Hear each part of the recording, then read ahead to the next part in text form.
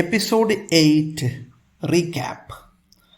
അങ്കിളിൻ്റെ പ്രേതം റെഡ് റൂമിൽ ഉണ്ടാകുമെന്ന് ഭയന്നിരുന്ന ജെയിൻ ആ മുറിയിൽ കണ്ട ഒരു ചെറുവെളിച്ചം പ്രേതമാണെന്ന് തെറ്റിദ്ധരിച്ച് അലറിക്കരയാൻ തുടങ്ങുന്നു. Summary English.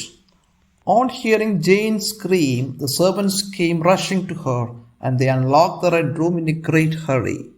Jane begged them to release her from the red room, but her aunt, Mrs. Reed, was unwilling to let her come out. Instead, she said Jane was pretending to be scared. The pain and fear were too much for her to tolerate, so she fell to the floor senseless. Summary Malayalam. ജെയിൻ്റെ ഉച്ചത്തിലുള്ള കരച്ചിൽ കേട്ട് ഓടി വന്ന Mrs റീഡും വേലക്കാരും തിടുക്കത്തിൽ red room പൂട്ട് തുറന്നു. Red റൂമിൽ നിന്ന് തുറന്നുവിട്ട് അവളെ സ്വതന്ത്രമാക്കണമെന്ന് കരഞ്ഞു പറഞ്ഞിട്ടും അവൾ യഥാർത്ഥത്തിൽ ഭയന്നിട്ടില്ലെന്നും വെറുതെ അഭിനയിക്കുക മാത്രമാണെന്നും ആരോപിച്ച് ജെയിനിനെ വീണ്ടും റെഡ് റൂമിൽ അടച്ചുപൂട്ടി. ഭയവും വേദനയും താങ്ങാനാവാതെ അവൾ ബോധം കെട്ട് താഴെ വീണു. Actual story. The servants came running. They unlocked the door in a great hurry. The servants came running. അവരെങ്ങനെയാണ് വന്നത്? They came running. ഓടിക്കൊണ്ട്. They unlocked the door. Lock അതൊരു വെർബാണ്. അതിൻ്റെ മുന്നിലൊരു UN ചേർക്കുമ്പോൾ എന്താവുന്നത്? അൺലോക്ക്. പാസ്റ്റ് ടെൻസ് ആയതുകൊണ്ട് അൺലോക്ക്ഡ്. അപ്പോൾ ഇത്തരത്തിൽ UN മുന്നിൽ, വാക്കുകളുടെ മുന്നിൽ, ഇത് പ്രിഫിക്സസ് എന്നാണ് എന്നെ പറയണത്. പ്രിഫിക്സ് UN ഒരു ഈ വാക്കിൻ്റെ മുന്നിൽ ചേർക്കുമ്പോൾ ഓരോ വെർബുകളുടെ മുന്നിലാണ് ചേർക്കണമെങ്കിൽ അതിൻ്റെ ഒരു ഓപ്പോസിറ്റായിട്ട് വരും. ഇല്ല എന്നുള്ള അർത്ഥത്തിൽ വരും, അല്ലെങ്കിൽ തിരിച്ച് എന്നുള്ള അർത്ഥത്തിൽ വരും. നെഗറ്റീവ് എന്നുള്ള നിലയ്ക്കാണ് ആ മീനിങ് വരുന്നത്. നമുക്ക് കുറച്ച് എക്സാമ്പിൾസ് നോക്കാം. Lock, unlock. ഡ്രസ് എന്ന് പറഞ്ഞാൽ വസ്ത്രം ധരിക്കുക എന്നർത്ഥം. അതിൻ്റെ മുന്നിൽ നമ്മളൊരു UN ഇട്ട് കൊടുക്കുമ്പോൾ അൺഡ്രസ്, വസ്ത്രം അഴിക്കുക എന്നാകും. ടൈ എന്ന് പറഞ്ഞാൽ കെട്ടുക. അതിൻ്റെ മുന്നിൽ നമ്മൾ UN ചേർക്കുമ്പോൾ അൺടൈ, അപ്പം കെട്ടഴിക്കുക എന്നാവും. ഫോൾഡ് എന്ന് വെച്ചിട്ടുണ്ടെങ്കിൽ മടക്കുക എന്നാണ്. അത് നമ്മൾ അതിൻ്റെ മുന്നിൽ UN ചേർക്കുമ്പോൾ എന്തായിട്ട് മാറും? അത് അൺഫോൾഡ് എന്ന് വെച്ചിട്ടുണ്ടെങ്കിൽ അതിൻ്റെ അർത്ഥം എന്താണ്? നിവർത്തുക. ഇനി പാക്ക് എന്ന് വെച്ചിട്ടുണ്ടെങ്കിൽ പൊതിയുക. അതിൻ്റെ മുന്നിൽ നമ്മളൊരു UN ചേർക്കുമ്പോൾ എന്തായിട്ട് മാറുന്നത്? അൺപാക്ക്, പൊതി അഴിക്കുക. Okay. The unlock the door in a great hurry. എങ്ങനെയാണ് ഇൻ എ ഗ്രേറ്റ് ഹറി? തിടുക്കത്തിൽ. അതൊരു അതൊരു ഫ്രേസ് ആയിരിക്കും. In a great hurry. What's a matter miss Eyre? Are you ill? Asked Bessie. Oh, let me out Bessie, I begged. Let me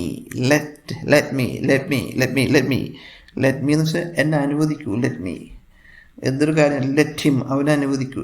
let them അവരെ അനുവദിക്കൂ. അപ്പോൾ നമ്മൾ ഇതിനു മുമ്പ് ലെറ്റിനെ കുറിച്ച് പറഞ്ഞിട്ട് ഇംഗ്ലീഷിൽ വളരെ ഇമ്പോർട്ടൻ്റ് ആയിട്ടുള്ള വേർഡാണ്. ചില സന്ദർഭങ്ങളിൽ ഈ ലെറ്റ് ഉണ്ടെങ്കിൽ മാത്രമേ നമുക്ക് ചില കാര്യങ്ങൾ എക്സ്പ്രസ് ചെയ്യാൻ പറ്റുള്ളൂ. അപ്പോൾ ലെറ്റിന് അതിന് കൊടുക്കേണ്ട ഇമ്പോർട്ടൻസ് കൊടുക്കണം. ലെറ്റ് അനുവദിക്കുക എന്നുള്ള അർത്ഥത്തിലാണ്. Let me out Bessie, I begged. Beg എന്ന് വെച്ചിട്ടുണ്ടെങ്കിൽ കേഴുക. Begged. I took her hand and held it fast. Hold പിടിക്കുക. Hold, held. അതിൻ്റെ സെക്കൻഡും തേർഡും ഒരേ ഫോമാണ്. ലെറ്റ് മീ ഔട്ട്, എന്നെ പുറത്തേക്ക് വരാൻ അനുവദിക്കുക. I cried. There's a ghost in here, Bessie. I'm afraid. There's a ghost in here. Bessie, I'm afraid. Bessie, please. Bessie, let me come out. What's the matter with her? Said Mrs. Reed, who had also come in. Mrs റീഡും അവരോടൊപ്പം തന്നെ ഇതിനകം അങ്ങോട്ട് വന്നിരുന്നാണ് അവിടെ who had come in അവിടെ പറഞ്ഞത്. അപ്പോൾ ആ കാര്യം നടക്കുന്നതിന് മുമ്പ് തന്നെ മിസ്സിസ് റീഡും അവരോടൊപ്പം അവിടെ എത്തിയിരുന്നു. She's afraid, answered Bessie. Afraid? Oh no, she's not afraid. She's only pretending. Pretending എന്ന് വെച്ചാൽ നടിക്കുക. Pretend. She turned to me and said, you will stay here an hour longer. You will stay here an hour longer. Longest. You will stay. നമ്മൾ നേരത്തെ പറഞ്ഞ family പെട്ടാണ് will എന്ന് വെച്ചിട്ടുണ്ടെങ്കിൽ അതൊരു special വെർബാണ്. അതിന് modal verb എന്നാണ് പറയുന്നത്. അതിന് ഇൻഡിപെൻഡൻ്റ് ആയിട്ട് നിൽക്കാൻ കഴിയില്ല. ഇവിടുത്തെ പ്രധാന ക്രിയ സ്റ്റേ എന്നാണ്. സ്റ്റേയോട് ചേർത്തിട്ടാണ് വിൽ സ്റ്റേ. നീ അവിടെ 1 മണിക്കൂർ കൂടി നിൽക്കണം എന്നാണ് ഉദ്ദേശിച്ചേക്കുന്നത്. ഓ ആണ്ട് ഹാവ് പിറ്റി, എന്നോട് ദയ കാണിക്കണം. പിറ്റി എന്ന് വെച്ചാൽ ദയ. Forgive me, punish me in another way. Don't keep me in here. Don't, do not. നമ്മൾ ഇതിനകം തന്നെ ഡു എന്ന് പറഞ്ഞ വെർബിനെ കുറിച്ച് പഠിച്ചിരുന്നു. ഇംഗ്ലീഷിലെ ഏറ്റവും പ്രധാനപ്പെട്ട 3 വെർബുകളിൽ ഒന്നാണത്. ഡു എന്ന വാക്കിൽ ആദ്യം നമുക്ക് നെഗറ്റീവ് പറയാൻ കഴിയില്ലെന്നും ക്വസ്റ്റ്യൻ ചോദിക്കാൻ കഴിയില്ലെന്ന് ഞാൻ ഇതിനകം പറഞ്ഞിട്ടുണ്ട്. അപ്പോൾ ഇവിടെ അത് കൃത്യമായിട്ട് നമുക്ക് മനസ്സിലാക്കാവുന്നുള്ളൂ. Do not keep me in here. അപ്പോൾ സ്പോക്കൺ ഫോം ആകുമ്പോൾ ഡു നോട്ട് എന്നുള്ളതായിട്ട് വരും. Don't keep me in here, എന്നെ ഇവിടെ നിർത്തല്ലേ. Don't make me stay here, എന്നെ ഇവിടെ തങ്ങാൻ അനുവദിക്കല്ലേ. അപ്പം നെഗറ്റീവുകൾ പറയുമ്പോൾ എപ്പോഴും ഡോണ്ട്. ഇത് ശരിക്കും പറഞ്ഞാൽ കറക്റ്റ് സെൻറ്റൻസ് പറഞ്ഞാൽ യു ഡോണ്ട് എന്നാണ്. യു അവിടെ അണ്ടർസ്റ്റുഡ് ആണ്. യു പ്രത്യേകം പറയേണ്ട ആവശ്യമില്ല. You don't keep me in here എന്നാണ് എൻ്റെ അർത്ഥം. You don't make me stay here എന്നാണ്. പക്ഷേ യു അവിടെ അണ്ടർസ്റ്റുഡ് നമുക്ക് പ്രത്യേകം പറയേണ്ട ആവശ്യമില്ല. ഒരു കമാൻഡ് ആകുമ്പോൾ യു നമുക്ക് സാഹചര്യത്തിൽ തന്നെ മനസ്സിലാക്കാവുന്നുള്ളൂ. Please be quiet. She turned to the servants and said, lock her in. They locked me in. When they had gone, I grew more and more afraid. The fear and the pain were too much for me. I fell to the floor, senseless. നേരത്തെ പറഞ്ഞുള്ള senseless, അറ്റത്ത് less ചേർക്കുമ്പോൾ അർത്ഥങ്ങൾ മാറി വരും. Fearless, boneless, cashless etcetera.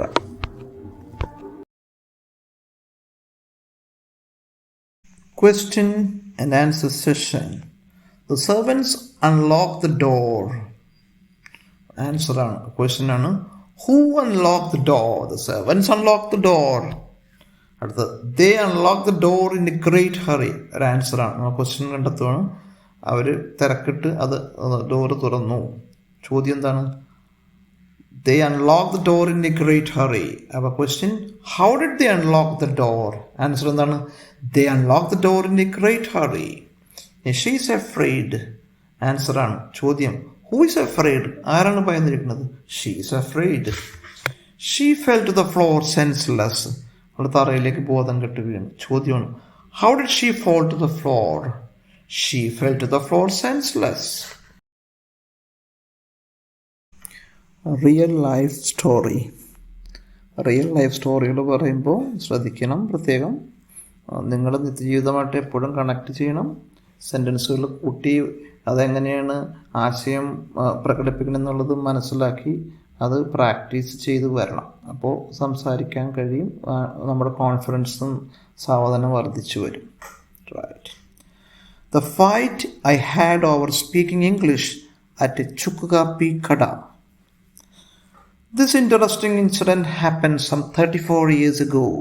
That was 1988. There was a small tea shop at Enchiakarta's Junction, Kakanad, and it was run by one Mammun Ika. This shop they opened only in the evenings, and there they used to sell hot chukkapi and roasted peanuts.